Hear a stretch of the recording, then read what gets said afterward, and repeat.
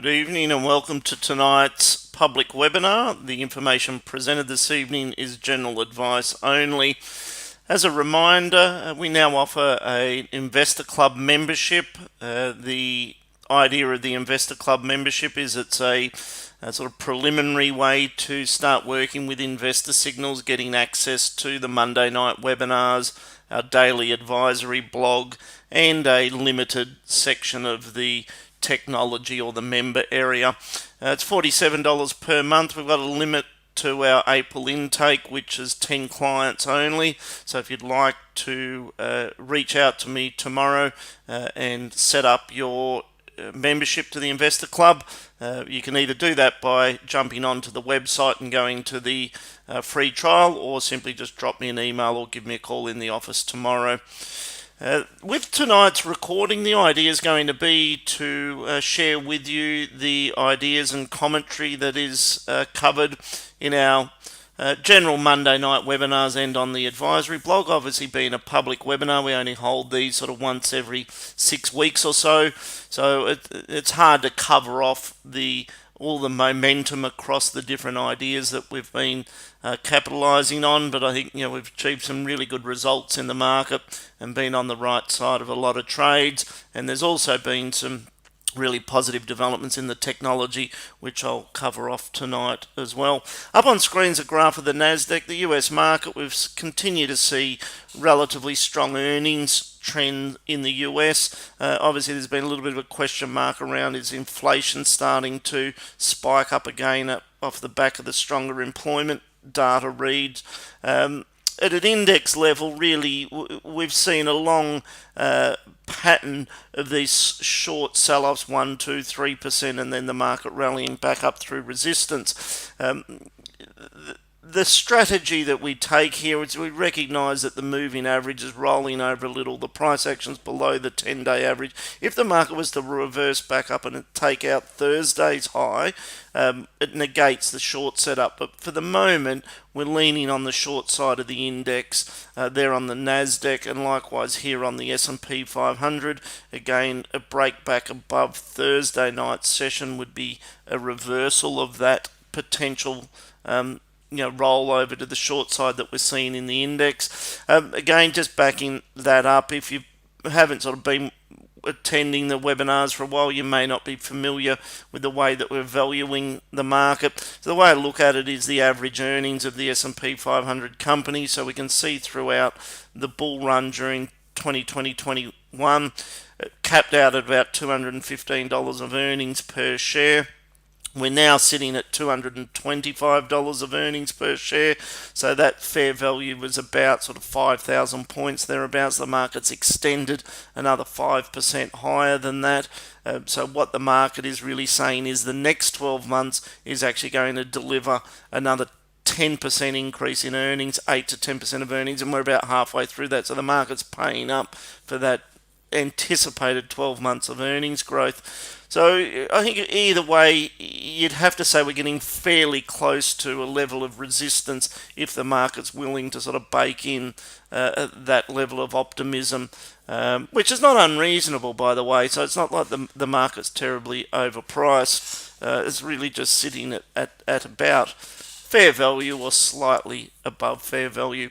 So a sell-off absent sort of any major economic shock, which is not what we're factoring. We're really just sort of saying, okay, the market's up near resistance, and we could be looking at a 2, 3, 4, 5% sell-off, which would still just bring it back to being in line with where earnings are. So hopefully that helps to sort of set the background to the discussions. The XJO index, similar type of pattern here, potentially rolling over. We got the red arrow break above what would have been Thursday's session on the ASX. So essentially, if the XJO trades back up through about 7,835, it negates this sort of index short trade that we're looking at the moment. All right, looking at what's gone on the advisory blog over the last 7 days, starting with some US stocks. What I did tonight before tonight's webinar is loaded represented in here, all the US stocks that are on my watch list, and in some cases these are obviously holdings in our portfolio. So MongoDB, the correction from 500 down to 360, something to have a look at. Some of these names you're not going to be familiar with if you don't follow the US stocks. Rapid7 technology stock, a really interesting software play there, correction down to $48, like the look of that one. Zscaler, which is cyber security, again corrected originally from 350 down to 100, rallied from 100 back up to 250, and then we've seen the recent sell-off. And to put this in context, some of these stocks still trade at very high P's, somewhere between 60 to 100 times earnings. So on any measure, that's expensive, but they are growing earnings, often sort of up around 30% per annum, which is well above the average when you think about the market sort of running at about 8%, 8 or 10% EPS growth. So Zscaler down here, we're buyers of that on the sell-off. Gilead Sciences, this is one that's switched from sell conditions into algorithm buy, so we're looking at that at the moment. iShares Telecommunication recently shifted from sell conditions into algorithm buy. Zoom, interesting technology play here. The company's sort of capturing the clientele that they built up from the pandemic. They're investing a lot of money into enhancing the platform, going after the enterprise market, and it could be one of the technology winners, long-term winners that emerge out of the COVID era. The company trades a reasonable valuation, but it's really about what does the next 5 or 10 years look like for their technology platform, and can they continue to monetize those customers that they picked up during the COVID era. Intel, this is one of the more exciting opportunities. It's a bit more of a longer term play. Obviously America under the CHIP Act bringing back the manufacturing of semiconductors back onto US soil. Intel's a major beneficiary of the government grants there. They're in line for about $10 billion of government grant, which I think is about 25% of the total funding set aside for the CHIPS Act. And Intel's starting to catch up on the likes of AMD and Nvidia with some of the technology coming through.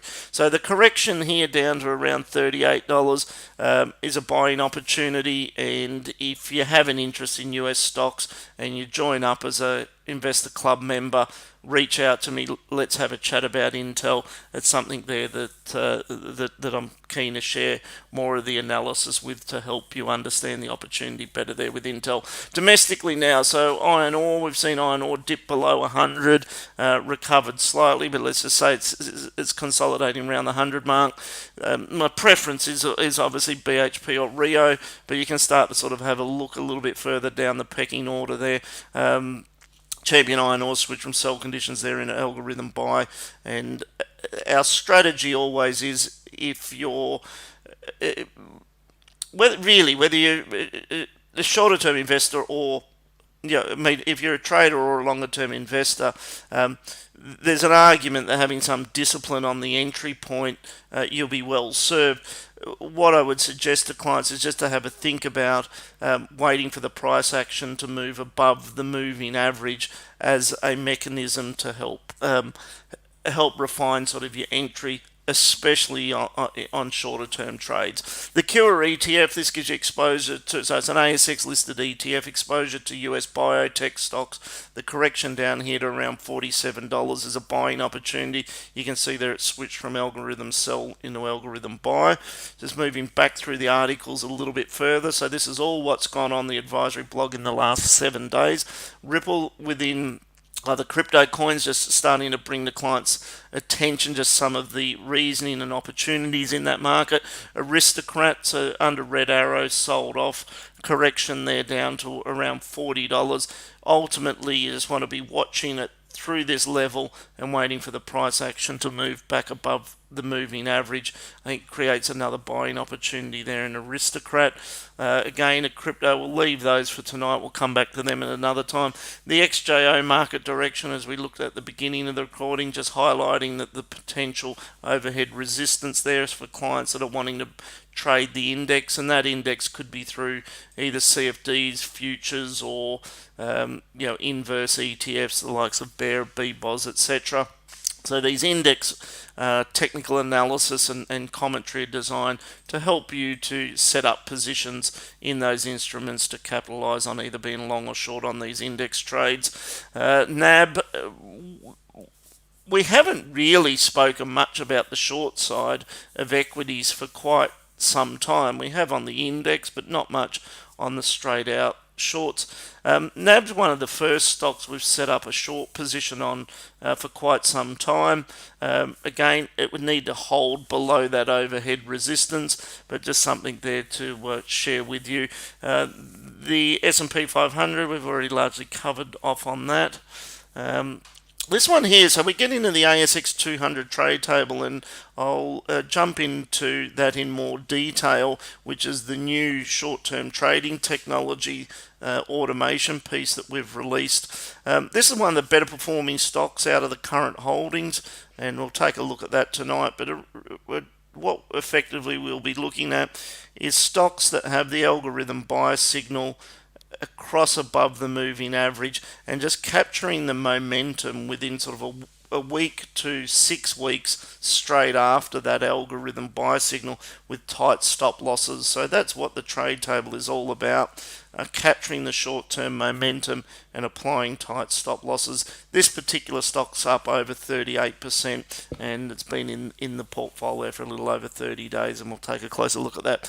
Boss Energy holding support there at around 450, so I was just drawing clients' attention to that.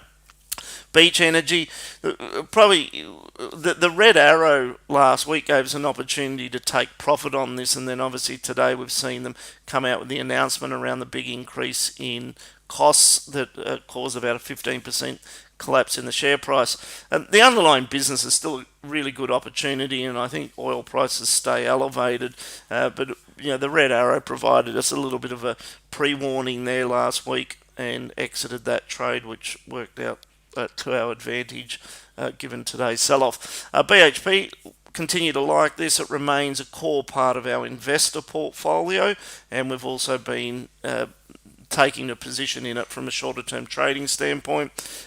Support levels down there at the pivot low at $42. Telstra, forecast to hold the support here at around 370, and the gain stop loss below the pivot low there. Rio, so that first test, first fail pattern that we look at there. So the algorithm buy signal rallied up, pulled back. You got the higher level of support there. Bitcoin, so we do run a Bitcoin concentrate fund, which is a model portfolio that just focuses on Bitcoin. It entered Bitcoin at 39,000, which was 64 days ago. It's up 74%. So that was the buy signal there. So again, if you're setting up a membership with us and you have an interest in crypto, we can turn on that data for you, and you've got access to that in the technology. Telstra, I've already covered a bit on that, and then there we are back to last week's webinar. So with that, let's jump into some of those opportunities in a little more detail. So I'm just going to go to recent blog posts, and we're just going to have a look at a couple of these. So in the case of Rio, the opportunity here is being long Rio with a stop loss either there at 118 or back at the pivot low there at 114. And we hold that in our portfolio. Similar type of pattern here with BHP. You could have your stop loss below there at $43, roughly $43.10, or you could have your stop loss at the pivot low there at $41.93. But willing to sort of give the long side of the iron ore trade the opportunity for that to play out. Deep Yellow have been on the buy side of this off the algorithm buy signal there, supported $1.15, and that's been trending nicely. So Telstra, having a closer look here, this pivot low needs to hold. So your reference point there is a stop loss at $3.73. The CNU is one of our preferred ways to capture exposure to Chinese shares. The instrument that we've mainly focused on is the IAA iShares, which has done very well. It's rallied over 20 odd percent, 25% over the course of the last 8 weeks or so. So that strategy worked out right, and we've benefited from that. This one here, I think, just is another way to think about it at a slightly more discounted price. The CNU and the other alternative being the IZZ. So if you're looking or open to the idea of having exposure to Chinese stocks, this is one way to do it there.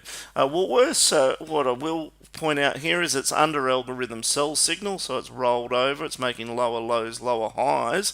But we're interested in this from an income standpoint, and just some really basic analysis here is to really go at $32 a share.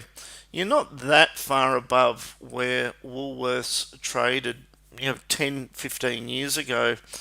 There's some interesting developments in the business around the technology and e-commerce strategy side of it. A little like what we saw with, I think, Wesfarmers probably 5 years ago, or even earlier, where they started to sort of set that e-commerce strategy.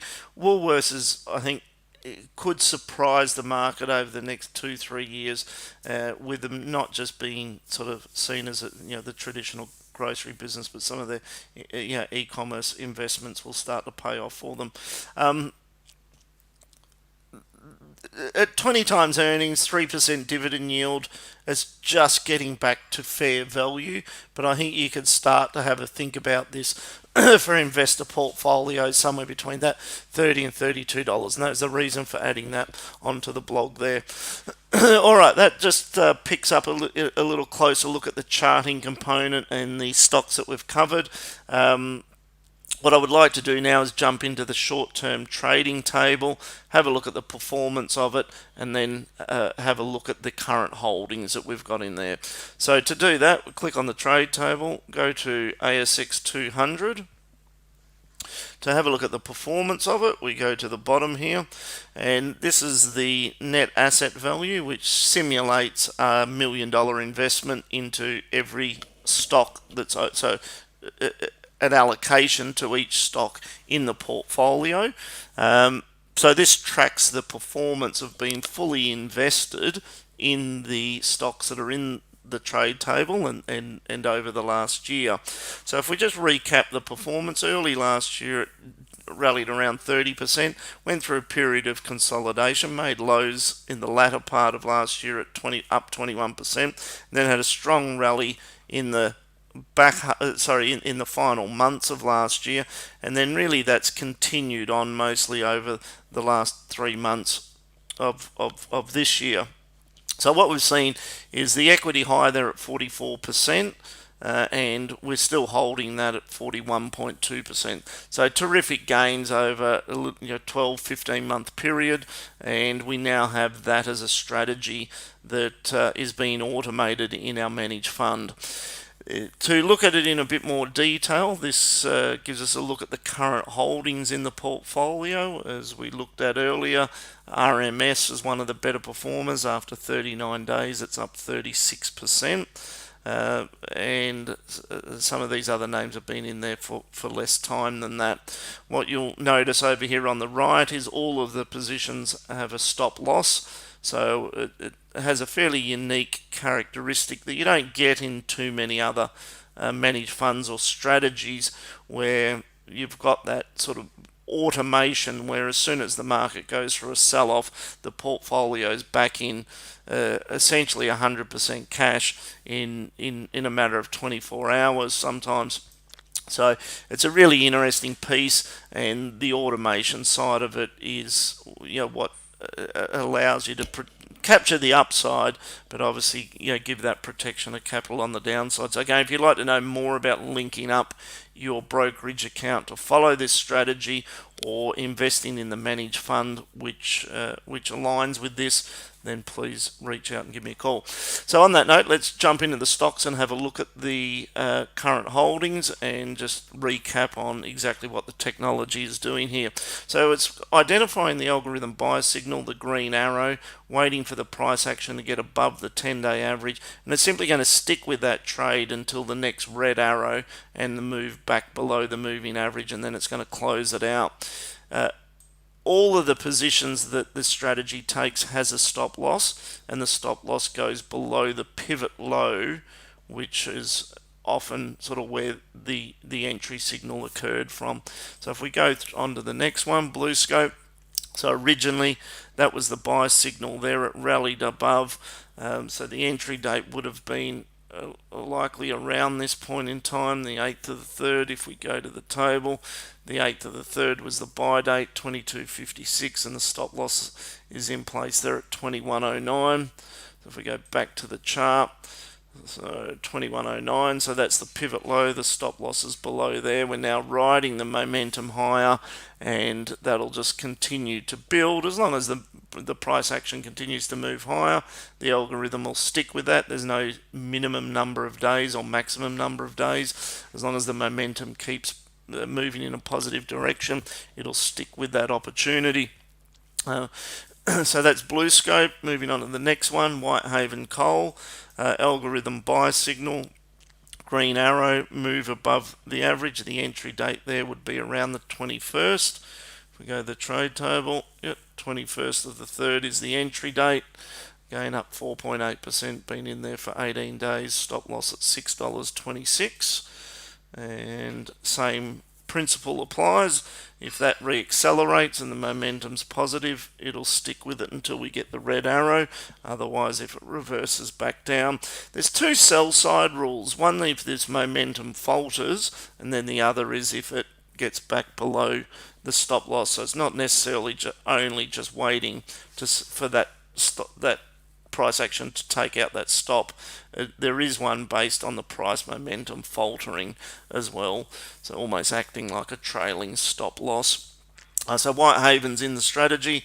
HLI under algorithm buy signal, waits for it to get above the moving average, takes the position. Again, the algorithm will stick with that momentum.